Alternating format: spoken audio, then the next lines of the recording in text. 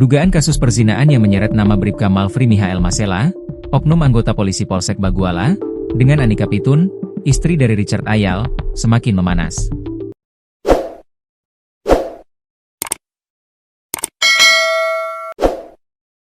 Kasus ini tak hanya mencuatkan dugaan perselingkuhan, tetapi juga adanya indikasi penyalahgunaan narkotika di lingkungan kantor polisi. Di sisi lain, Anika Pitun kini buka suara, membantah tudingan perselingkuhan dan mengaku mengalami penganiayaan yang memaksanya menandatangani surat pernyataan. Namun, Richard Ayal, sang suami, mengungkap fakta baru. Ia menyatakan telah melakukan 2 kali upaya mediasi dengan Bribka Malfri untuk menyelesaikan masalah ini.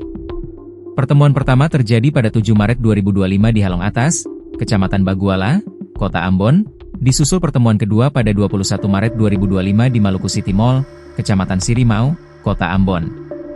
Dalam laporan yang telah disampaikan ke Ditreskrimum Polda Maluku, Richard membeberkan isi pertemuan tersebut.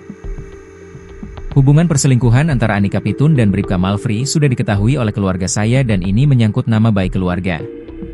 Karena istri saya sudah mengakui dan memberikan banyak keterangan buat saya dan saya hendak meminta kejelasan masalah ini mau sampai di mana. Apakah masalahnya mau berhenti atau dilanjutkan? Tutur Richard.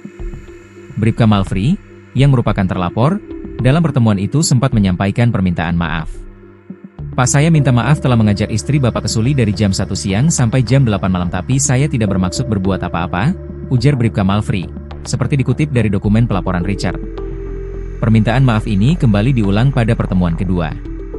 Richard Ayal juga mengungkapkan bahwa setelah pengakuan istrinya, Anika Pitun, mereka berdua membuat kesepakatan damai untuk tidak mengulangi perbuatan tersebut. Kesepakatan ini dituangkan dalam surat pernyataan bertanggal 26 Maret 2025 yang ditandatangani dan ditempel meterai oleh Anika Pitun.